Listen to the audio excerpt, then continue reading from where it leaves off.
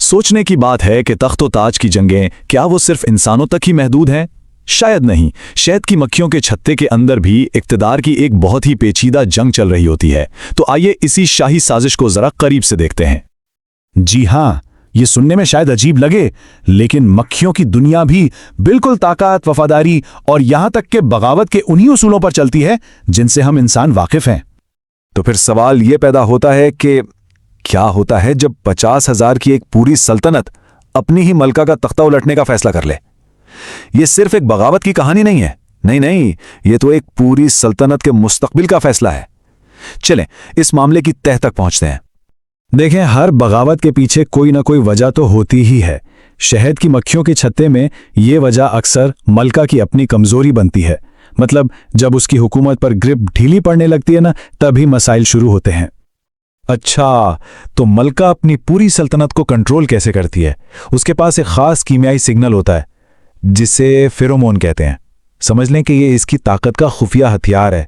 जब तक ये सिग्नल मजबूत है, सब कुछ काबू में है। और सबसे दिलचस्प बात पता है क्या है? वो ये कि मजदूर मक्खियां इन तब्दीलियों को फौरन महसूस कर लेती हैं। वो बड़ी आसानी से एक सेहतमंद मलका के मजबूत फेरोमोन सिग्नल और एक कमजोर होती मलका की गिरती कारकर्दगी में फर्क कर लेती हैं। जरा इस अदद के बारे में सोचें, 3200। एक दिन में 3200 अंडे। ये कोई मामूली बात नहीं है।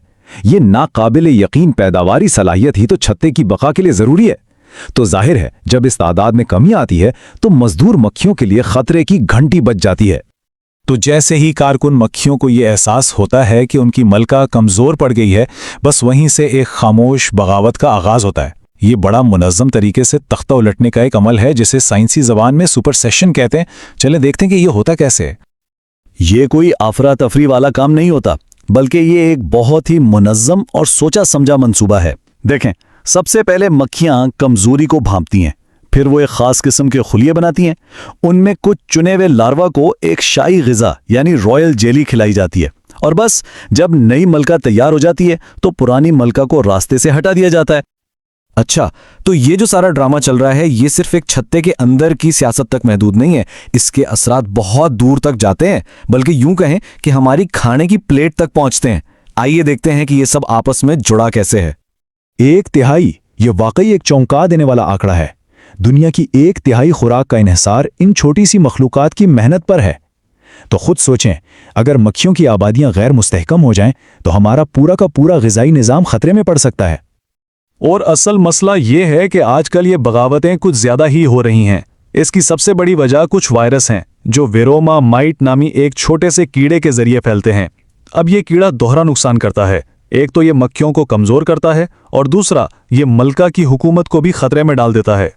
तो बात यह है कि मसले की जड़ तक पहुंचना बहुत जरूरी है। असल दुश्मन तो वायरस फैलाने वाले ये कीड़े हैं। अगर किसी तरह इन्हें कंट्रोल कर लिया जाए तो मलका की सेहत भी ठीक रह सकती है और नतीजे में पूरा छत्ता भी मुस्तहकम रह सकता है। लेकिन अच्छी खबर यह है कि साइंसदान सिर्फ मसला समझ ही नहीं रहे, बल्कि वो इसका हल भी तलाश कर रहे हैं। और ये एक ऐसा हल हो सकता है जो छत्ते के अंदर उस सियासी अदम इस्तेहकाम को हमेशा के लिए खत्म कर दे।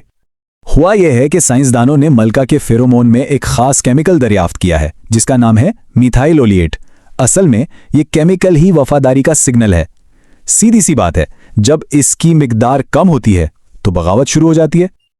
और जब इसका तजुर्बा किया गया तो नताइज हैरान कुन थे।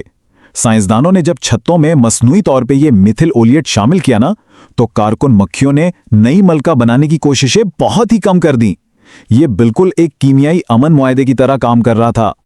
इस तहकीक के जो सरबराह हैं डॉक्टर लियोनार्ड फॉस्टर, उनका भी यही कहना है कि ये छोटी सी दरियाफ्त एक बहुत बड़ी तब्दीली ला सकती है। ये ना सिर्फ मक्खियों की कॉलोनियों को बचाएगी, बल्कि शहद की पूरी सनत के लिए एक गेम चेंजर साबित हो सकती है।